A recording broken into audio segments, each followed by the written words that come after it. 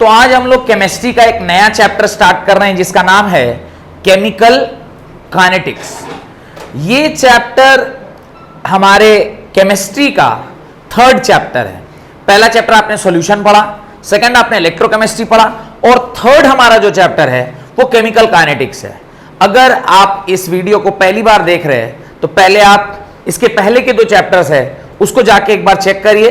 पूरा का पूरा प्लेलिस्ट हमारे जो वीडियो है उसमें बना हुआ है, आप जाकर वहां चेकआउट करिए। लगभग 15 लेक्चर में मैंने आपको इलेक्ट्रोकेमिस्ट्री पढ़ाया है, 12-13 लेक्चर में मैंने आपको सॉल्यूशन पढ़ाया है, तो उसको जाके एक बार चेक करिए। केमिकल काइनेटिक्स ये जो पर्टिकुलर चैप्टर है इसको पढ़ने से पहले हमें दो चैप्टर ऑलरेडी पहले पढ़ चुके हैं। क्या क्या चैप्टर है ध्यान से सुनिए। पहला चैप्टर है जो आपने क्लास 11th में पढ़ा था जिसका नाम है thermodynamics.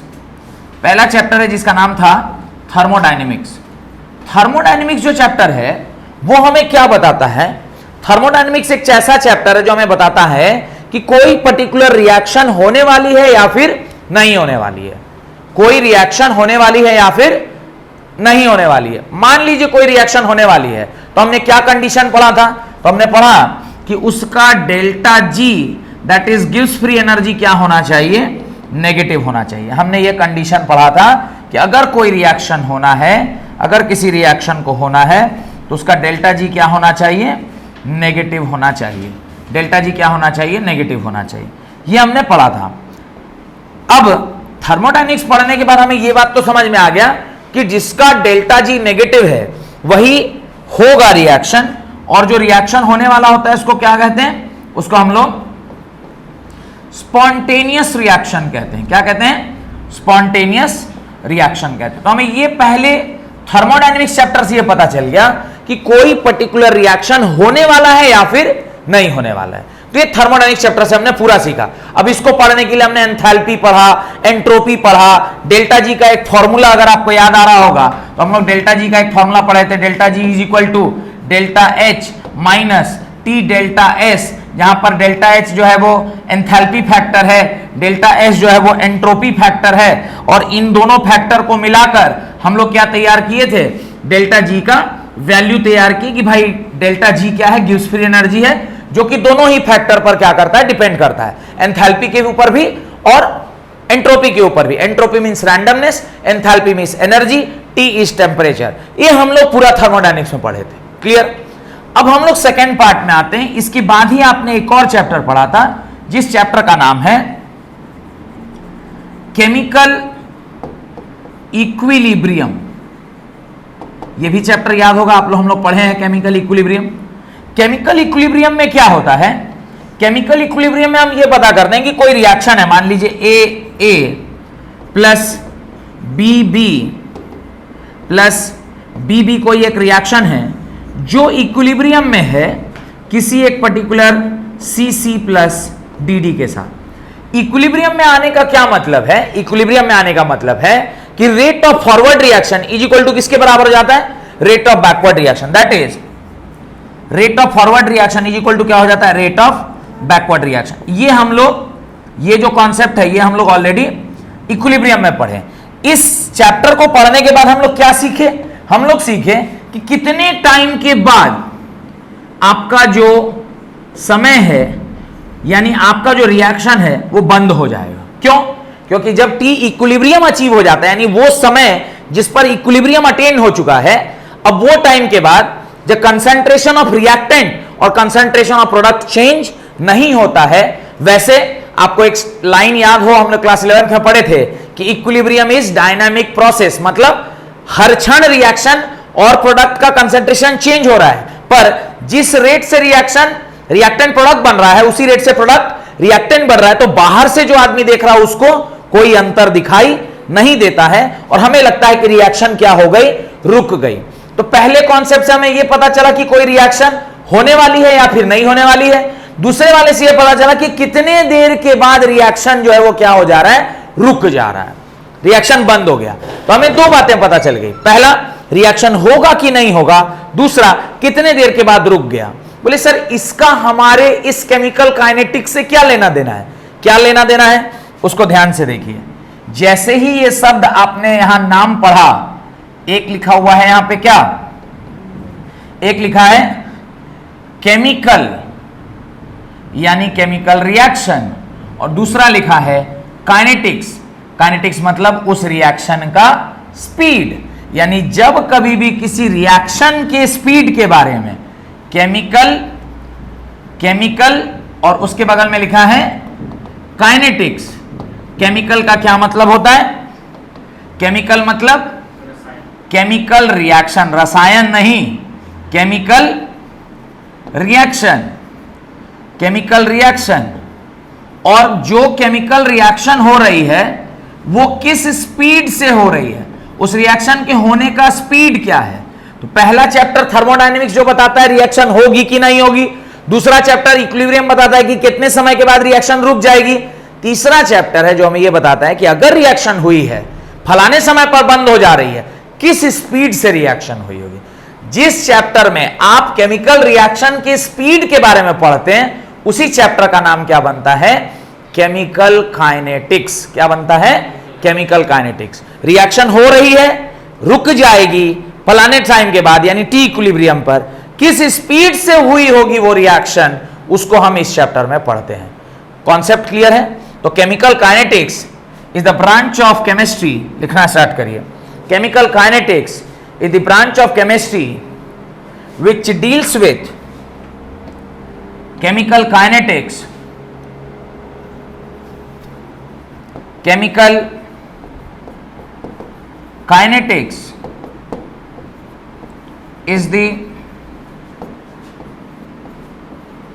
branch of chemistry that deals with the study of, that deals with the study of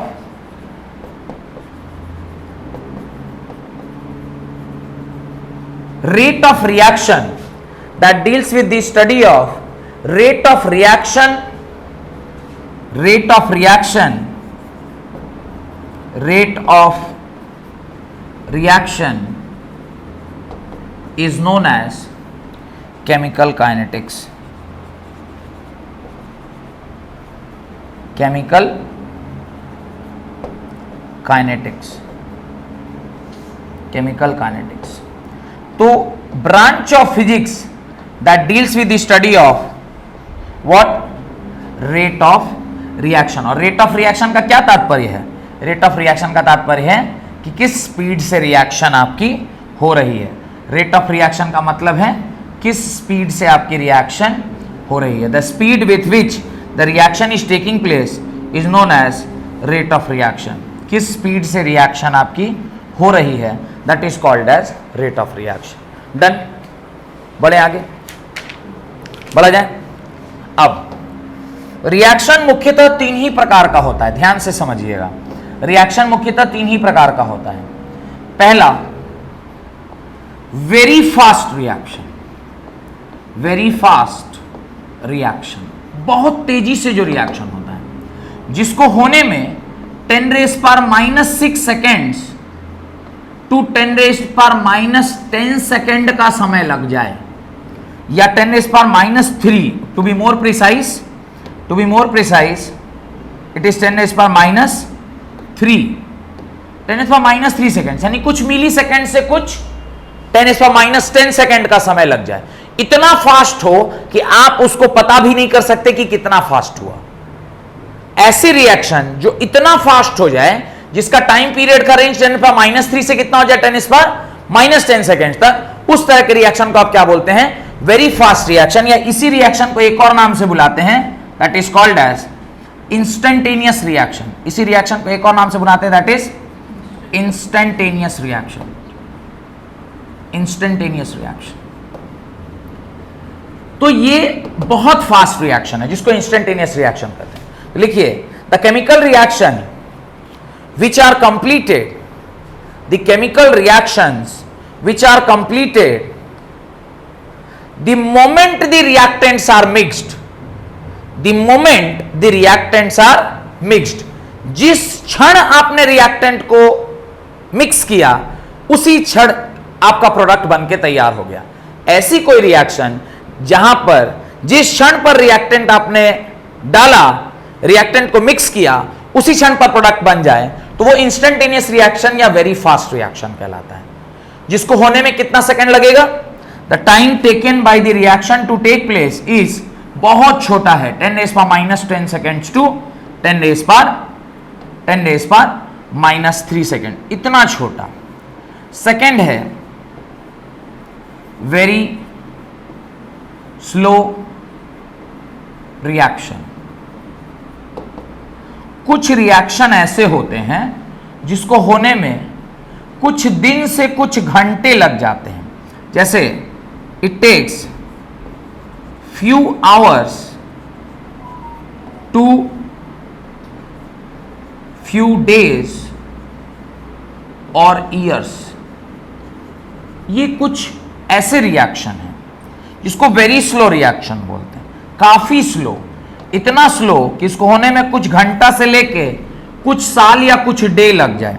जैसे आपका हाइट बढ़ना, अभी एक दिन में पता नहीं किया जा सकता कि आपका हाइट कितना बढ़ गया, या आपके बाल का लंबाई बढ़ना, या रस्टिंग ऑफ आयरन, ये सब कुछ ऐसा प्रोसेस, या डीकेइंग ऑफ वुड, कोई लकड़ी है जो डीके हो रहा है, एक दिन में नहीं होगा, रख दीजिएगा तो आप देखिएगा कि हमने रखा था आज से 1 महीना पहले या 2 साल पहले, और 2 साल के बाद वो क्या हो गया, खत्म हो गया।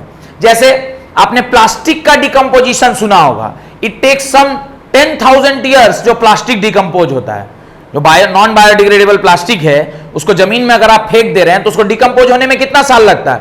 10,000 साल लग जाता है, तो भी वो कंप्लीटली डिकम्पोज होगा, इसका कोई गारंटी नहीं है। और प्लस सॉइल की फर्टिलिटी तो खराब करेगा ही करेगा। तो ऐसा रिएक्शन जिसको होने में बहुत टाइम लग जाए, कुछ घंटा से लेकर कुछ दिन तक, कुछ साल तक। आपको याद है जब कोरोना का टाइम आया था तो हम लोग एक टेस्ट करवाते थे, RT-PCR टेस्ट। स्टार्टिंग में जब RT-PCR हो रहा था तो आपका ब्लड सैंपल लिया जाता था, वो ब्लड सैंपल बॉम्बे जाता था, बॉम्बे में 7 दिन या 10 दिन का वो पूरा एक एक्सपेरिमेंट आने उसके ऊपर लेबोरेटरी में जांच किया जाता था, और 10 दिन के बाद रिपोर्ट आता तो पता चलता था पॉजिटिव है कि नेगेटिव है। और तब तक में या तो आदमी ऊपर, नहीं तो ठीक होके घर चला गया, भाई इम्यूनिटी ज्यादा अच्छा था तो घर चला गया। यानी जब तक में रिपोर्ट आया तब तक में आदमी का राफ साफ हो चुका है, या तो साफ हुआ नहीं तो राफ हुआ, कुछ तो उसका काम हो चुका है। इतना स्लो प्रोसेस था उसके टेस्ट का। तो बाद में ना देखा होगा एक तो डंडा टाइप का है जो नाक से स्वैप निकाल के और तुरंत से पता करना, तो सेकंड कोरोना में आया। फर्स्ट कोरोना में तो ऐसा नहीं था। फर्स्ट कोरोना में क्या था, वो आपका सैंपल लेता था, वो सैंपल भेजा जाता था, टाइम टेकिंग काम था, slow reaction, very slow reaction. ऐसा रिएक्शन जो कि कुछ घंटा से कुछ आवर ले ले, या कुछ मंथ ले ले, या कुछ ईयर्स ले ले, वो वेरी स्लो। अब हम लोग को सिलेबस में ये भी नहीं पढ़ना है और ये भी नहीं पढ़ना है। क्यों नहीं पढ़ना है? कहां से पढ़ेंगे? अगर कोई रिएक्शन को होने में कुछ साल लग रहा है तो पढ़ा कैसे जाएगा? और कोई रिएक्शन को होने में अगर इतना कम समय लग रहा है कि हम उसको पता ही नहीं कर पा रहे हैं कि कब रिएक्शन हुआ, तो भी हम उसको नहीं पढ़ सकते। फिर हम पढ़ेंगे क्या? हम लोग पढ़ते हैं मॉडरेट रिएक्शंस। हम लोग किसको पढ़ते हैं? Moderate reaction. जो थर्ड टाइप ऑफ रिएक्शन है, लिखिए, द रिएक्शन जो कि तीसरे प्रकार का है, that is moderate reaction. Moderate reaction. और जो रिएक्शन मॉडरेट होता है ये मेजरेबल रिएक्शन है, इसी को हम लोग क्या कहते हैं? This is only called as measurable reaction. यानी इसके स्पीड को आप मेजर कर सकते हैं। जो few seconds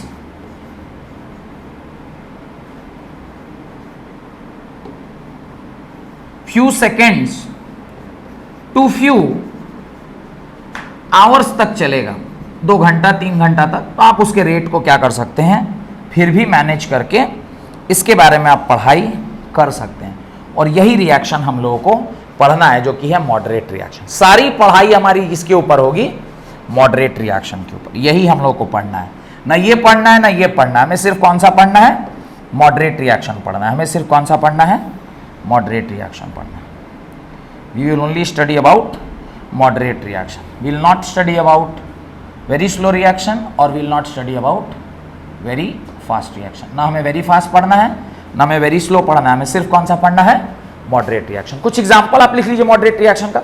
decomposition of hydrogen peroxide, लिखिए twice of H2O2 gives twice of water plus O2, decomposition of hydrogen peroxide, twice of H2O2 gives twice of water plus oxygen. तो ये मॉडरेट रिएक्शन है। Next लिखिए oxidation of ammonia, oxidation of ammonia NH3 4 times NH3 plus 5 times O2 plus 5 times O2 gives 4 times NO gas plus 6 times water तो ये कुछ जो chemical reactions हम लोग डे टू डे लाइफ में पढ़ते हैं वो सारे कौन से होते हैं? मॉडरेट रिएक्शंस होते हैं जिसका रेट हम लोग डिटरमाइन कर सकते हैं। हेडिंग डालिए rate of chemical reaction, heading डालिए rate of chemical reaction, rate of chemical reaction. अब देखिए रेट ऑफ केमिकल रिएक्शन क्या है? अब धीरे धीरे हम लोग कहां जा रहे हैं? उसके रेट को निकाल। अभी तक हम लोग क्या पढ़ रहे थे भाई? रिएक्शन क्या है, केमिकल काइनेटिक्स क्या है? Chemical kinetics is the branch of chemistry that deals with the study of rate of reaction. फिर हम देखा कि कितने प्रकार का रिएक्शन होता है on the basis of rate. तो very fast, very slow and moderate. तो वेरी फास्ट, वेरी स्लो तो हमारे सिलेबस के बाहर है, पर मॉडरेट वाले को हम निकाल सकते हैं। अब हमारा काम है ये निकलेगा कैसे? लिखिए the rate of chemical reaction means the speed with which the reaction is taking place, the speed with which the reaction is taking place, the speed with which reaction is taking place. Formula है rate of reaction is equal to change in molar concentration, change in molar concentration by change in time period, change in time period, change in molar concentration by change in time period। ये आपका क्या है? Formula है rate of reaction का। Done. अब ध्यान से देखिए, ये मान लीजिए आपका रिएक्टेंट है जो किसमें कन्वर्ट हो रहा है? प्रोडक्ट में। Time t is equal to 0 जब आपका रिएक्शन स्टार्ट हो रहा था, आपके पास सिर्फ और सिर्फ रिएक्टेंट रहता है, प्रोडक्ट आपके पास 0 होता है। करेक्ट? जब आप रिएक्शन स्टार्ट करते हैं तो यही क्राइटेरिया होता है ना कि आपके पास रिएक्टेंट है, प्रोडक्ट नहीं है। लेकिन जैसे जैसे रिएक्शन प्रोसीड करती है, कुछ समय मान लीजिए time t is equal to t second चला गया, तो इस क्षण पर ये कुछ कम हो गया होगा, और होकर मैं कह रहा हूं कि फाइनली ये कितना पर पहुंच गया? r पर पहुंच गया। और ये 0 से कहां पहुंच गया होगा? कुछ p पर पहुंच गया होगा। ये कुछ p पर पहुंच गया होगा, यानी ये घटा होगा और ये मात्रा बढ़ गई होगी। ये रिएक्शन जब कभी भी होता है तो ऐसा ही होगा, जहां पे r क्या है? r is reactant and p is product. Where r is reactant and p is product, p is product. r naught is initial concentration of reactant, R is final concentration of reactant और P is final concentration of product। अब देखिए जरा ध्यान से, जब कभी भी हम लोग ग्राफ बना रहे हैं, हम लोग लाइन यूज कर सकते हैं ग्राफ बनाने के लिए। तो जब कभी भी हम लोग ग्राफ बनाते हैं, सीधा है, देखिए ठीक है, टेढ़ा ही हुआ, फिर भी ये सीधा हुआ, ठीक है। अब देखिए जरा ध्यान से, जब कभी भी हम लोग ग्राफ बनाते हैं तो जब ये ग्राफ है किसके किसके बीच में? मोलर कंसंट्रेशन वर्सेस टाइम के बीच में, मोलर कंसंट्रेशन वर्सेस टाइम के बीच में। इनिशियली जो कंसंट्रेशन आपने लिया था वो कितना लिया था? R naught. जैसे जैसे रिएक्शन बढ़ेगा आगे, उसका कंसंट्रेशन धीरे धीरे क्या होता जाएगा, घटता जाएगा।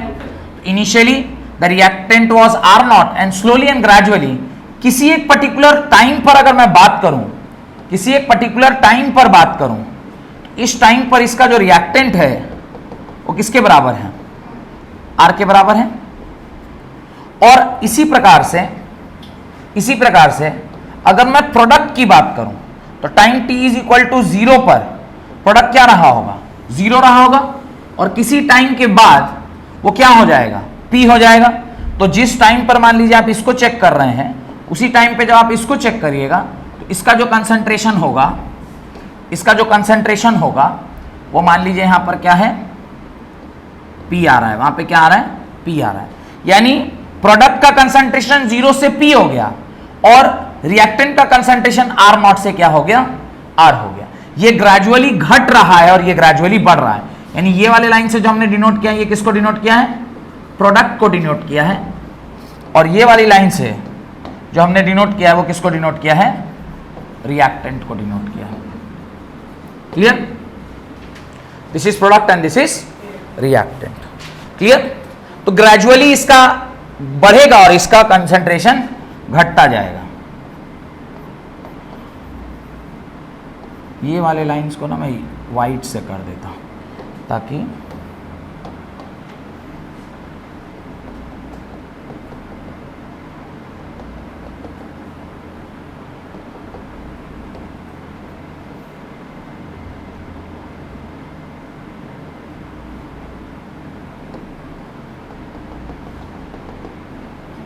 ठीक है। ये टाइम t है, टाइम t पर फाइनल प्रोडक्ट, और इनिशियली तो जानते ही आप क्या था, 0 था। तो ये आप ग्राफ अपनी कॉपी में बना लीजिए। यानी एक बात मुझे समझ में आ गया कि रिएक्टेंट की मात्रा धीरे धीरे घट रही है और प्रोडक्ट की मात्रा धीरे धीरे बढ़ रही है। यानी रिएक्टेंट डिसअपीयर हो रहा है और प्रोडक्ट अपीयर हो रहा है। तो जब हम लोग रेट ऑफ रिएक्शन लिखते हैं, ध्यान से देखिएगा, जब हम लोग क्या लिखते हैं, रेट ऑफ रिएक्शन लिखते हैं with respect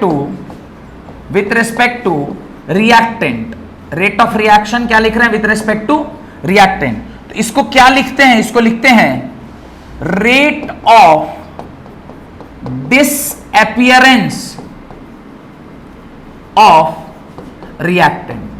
rate of disappearance of reactant is equal to होता है minus change in concentration of R by delta T. Change in concentration of R by delta T. Where change is what? Change क्या है? तो change है concentration final जो कि R था minus concentration initial, ये आपका change है, divided by T final minus T initial, that is minus concentration of R minus concentration of R naught whole divided by T. अब मेरे मन में एक डाउट आना चाहिए, सर ये आप नेगेटिव साइन यहां क्यों लगा दिए? जब आप रेट लिख रहे थे तो ये नेगेटिव साइन यहां क्यों लग गया? नेगेटिव साइन इसलिए लगा क्योंकि यहां पर R नॉट क्या है, बड़ा है R से। R नॉट क्या है, बड़ा है, और R नॉट के सामने नेगेटिव है, तो ये क्वांटिटी क्या हो गई, नेगेटिव। और नेगेटिव में एक और नेगेटिव होगा तब ना जाके रेट पॉजिटिव होगा। रेट कभी भी नेगेटिव नहीं होता है, रेट क्या होना चाहिए, पॉजिटिव होना चाहिए। ठीक है, क्योंकि रेट ऑफ रिएक्शन माने किसी एक पर्टिकुलर टाइम पीरियड में कुछ कंसंट्रेशन का चेंज हुआ, वो कैसे नेगेटिव होगा। ठीक है, तो in order to make the rate positive ये क्या हो गया, नेगेटिव हो गया। प्लस सेकेंड एक और इसका सिग्निफिकेंस है कि माइनस साइन बताता है कि रिएक्टेंट क्या हो रहा है, डिसअपीयर हो रहा है। रिएक्टेंट क्या हो रहा है, डिसअपीयर हो रहा है, यानी ये कम रहा है, यानी ये घट रहा है। वेयर एज जब हम लोग सेम चीज rate of reaction with respect to क्या लिखेंगे, प्रोडक्ट लिखेंगे। जब हम ये सेम चीज को किसके रेस्पेक्ट में लिखेंगे, प्रोडक्ट के रहते, ये लिख लिए, बढ़े आगे। तो हम rate of reaction with respect to product लिखेंगे, rate of reaction with respect to जब हम लोग प्रोडक्ट लिखते हैं, rate of reaction with respect to product, तो ये कैसे लिखेंगे? अब ये लिखेंगे rate of formation of product, क्योंकि प्रोडक्ट क्या हो रहा है? फॉर्म हो रहा है, तो फॉर्मेशन ऑफ प्रोडक्ट, और rate of formation of product क्या लिखाएगा? Is equal to plus sign change in concentration of, plus sign change in concentration of product by delta T, that is equal to plus sign, ये क्या लिखाएगा? Final concentration जो कि हमारा P था, minus initial concentration जो कि क्या था? 0 था। नहीं भी 0 था तो हम मान लीजिए इसको P नॉट भी मानते हैं तो कोई फर्क नहीं पड़ता है। T minus 0 plus concentration of P minus concentration of P not minus concentration of P not by क्या आ गया? T आ गया। ये आपका क्या हो गया? ये आपका क्या हो गया? रेट हो गया। पर यहां पर ध्यान देने वाली बात ये है कि जो आपका P और P नॉट में रिलेशनशिप है वो क्या है? तो यहां पे आपको क्लियरली पता है कि P is greater than what? P not. आपका इनिशियल कंसंट्रेशन से ये वाला क्वांटिटी क्या है? बड़ा है। और अगर ये क्वांटिटी बड़ा है तो ये क्वांटिटी अगर आपका बड़ा है, इसका मतलब यहां जो आया वो निकल के वो क्या आया? पॉजिटिव। और पॉजिटिव प्लस पॉजिटिव आपको क्या देगा? पॉजिटिव देगा। तो रेट क्या होगा? सेम। इसका मतलब जो मेरे समझ में आना चाहिए कि अगर रिएक्शन सेम है तो ऐसा तो नहीं हो सकता कि रिएक्टेंट के टर्म्स में लिखेंगे तो अलग रेट ऑफ रिएक्शन आएगा और प्रोडक्ट के टर्म्स में लिखेंगे तो अलग रेट ऑफ रिएक्शन आएगा। चाहे आप रिएक्टेंट के टर्म में लिखिए या आप प्रोडक्ट के टर्म में लिखिए, दोनों ही केस में जो रेट ऑफ रिएक्शन है वो क्या आना चाहिए? सेम आना चाहिए। मतलब जब आप रेट लिखते हैं, रेट ऑफ रिएक्शन, इस बार आप क्या लिख रहे हैं? रेट ऑफ रिएक्शन, तो इसको क्या लिखेंगे? Minus minus change in concentration of reactant by delta T which is also equal to plus change in concentration of product by delta T. और दोनों ही क्या होना चाहिए? सेम होना चाहिए। दोनों ही क्या होना चाहिए?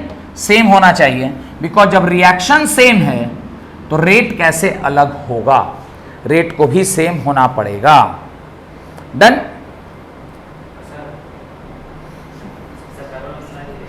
पिछले वाला स्लाइड, ये इससे भी पीछे वाला, चलो जल्दी जल्दी लिखो।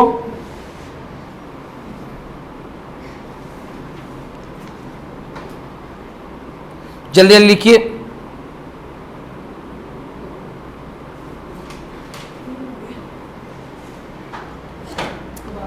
इसके बाद की से एक और पीछे, ये लिख लिए थे, ये हो गया था, ये इसको लिख लेने दीजिए। फिर इसके बाद वाला रीड में चलते हैं। एक और कॉन्सेप्ट है, उसके बाद आज की क्लास को समाप्त करेंगे। जल्दी लिखिए। समझ में आ रहा है ना? ये रेट निकालने का फॉर्मूला है change in concentration by change in time period.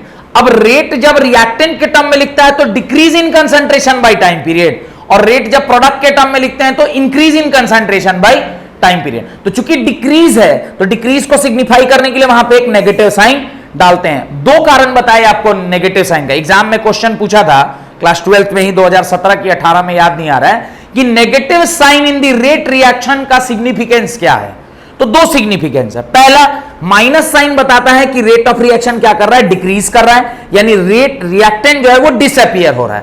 पहला सिग्निफिकेंस। सेकंड सिग्निफिकेंस, चूंकि फॉर्मूला आप लिख रहे हैं फाइनल माइनस इनिशियल, फाइनल यहां पर छोटा है, इनिशियल यहां पर बड़ा है, तो ये क्वांटिटी जो ब्रैकेट में आप लिखे थे वो क्या हो गया? नेगेटिव हो गया। रेट ऑलवेज पॉजिटिव होता है, तो नेगेटिव के सामने जब तक एक और नेगेटिव नहीं लगाइएगा तो दोनों मिलकर उसको पॉजिटिव नहीं बनाएगा। तो in order to make the rate as positive हम लोग वहां पर एक और नेगेटिव साइन लगाएं। तो देयर आर टू सिग्निफिकेंस, इसको अपने शब्दों में लिख लीजिए।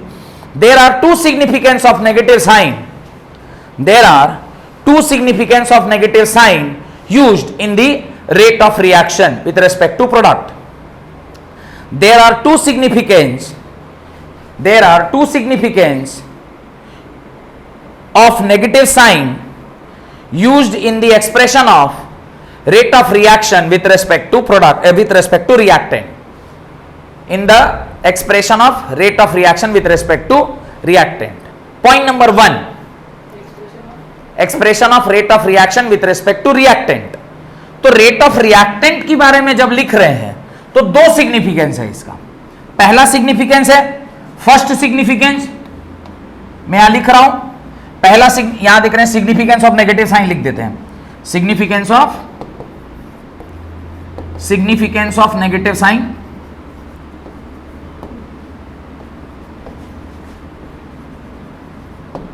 दो सिग्निफिकेंस है. पहला point number 1, negative sign implies the decrease in concentration of reactant, decrease in the concentration of reactant as the reactant is disappearing, as the reactant is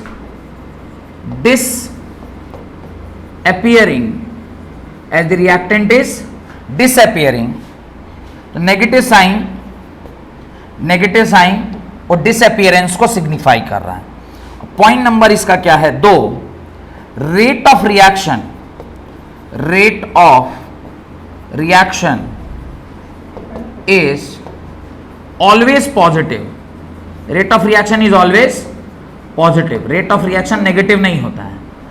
But the expression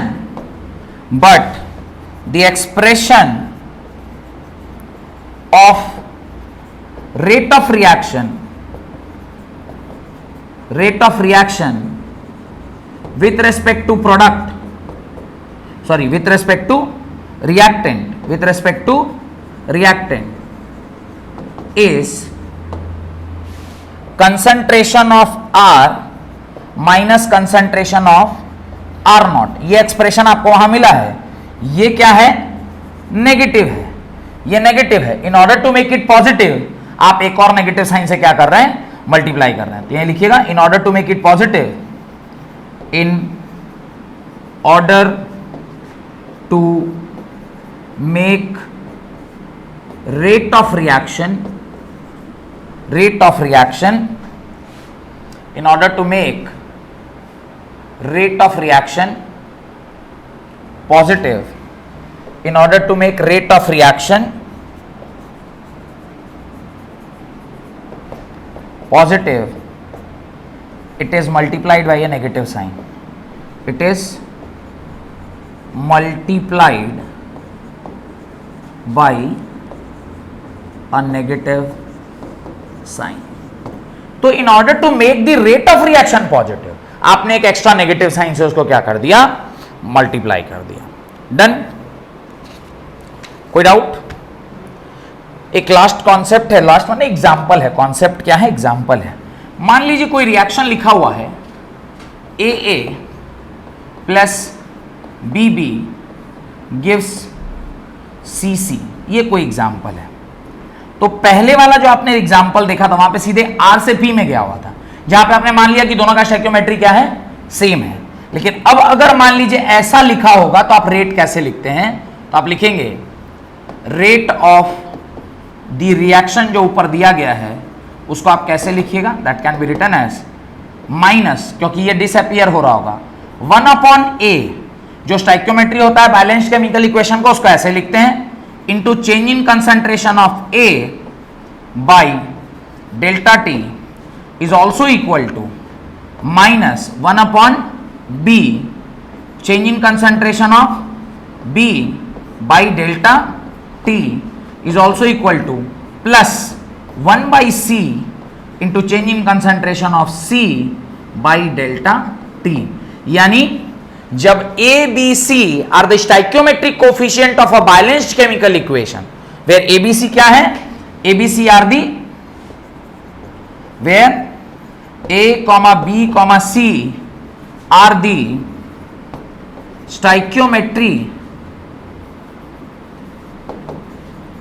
stoichiometric coefficient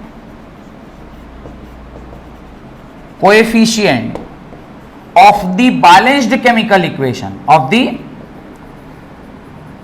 balanced chemical equation। तो आप stoichiometry को क्या कर देते हैं, divide कर देते हैं। इसका लॉजिक क्या रहा होगा, क्यों डिवाइड कर रहे हैं, ताकि आप पर मोल निकाल पाए रेट क्या है। सबको अगर आप उसकी स्टाइक्योमेट्री से डिवाइड दे दीजिएगा तो सब लोग पर मोल में निकल जाएगा, एक मोल का रेट क्या आ जाएगा वो आपको समझ में आ जाएगा। डन।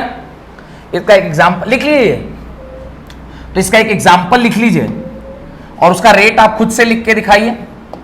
एग्जांपल है N2 plus thrice of H2 gives twice of NH3। बस एक्सप्रेशन आपको लिखना है, you have to write the expression. Rate of reaction क्या होगा, तो रेट ऑफ रिएक्शन होगा minus change in concentration of N2 by delta T is equal to -1/3 change in concentration of H2 by delta T is also equal to plus 1/2 the change in concentration of NH3 by delta T। कोई दिक्कत, यहां पर कोई दिक्कत है तो पूछिए, कोई दिक्कत। ये आपका रेट ऑफ रिएक्शन। अब इससे एग्जाम में क्वेश्चन कैसा पूछता है, आपको मान लीजिए चेंज इन कंसंट्रेशन H2 दे दिया, टाइम पता है, change in concentration of ammonia निकाल लीजिएगा। 1 2 3 4 में से अगर कोई 3 पता है तो NH3 नहीं निकल जाएगा। इस तरह का सवाल आपको इसके ऊपर देखने को मिलता है, जो कि हम लोग अगले क्लास में करेंगे। तो अगले क्लास में इसके आगे का कॉन्सेप्ट, जहां पर एवरेज रेट, इंस्टेंटेनियस रेट और फिर फैक्टर जिस पे ये रेट ऑफ रिएक्शन डिपेंड करता है, ये सारी चीजें हम लोग अगले क्लास में पढ़ेंगे। बहुत बहुत धन्यवाद आज की क्लास अटेंड करने के लिए।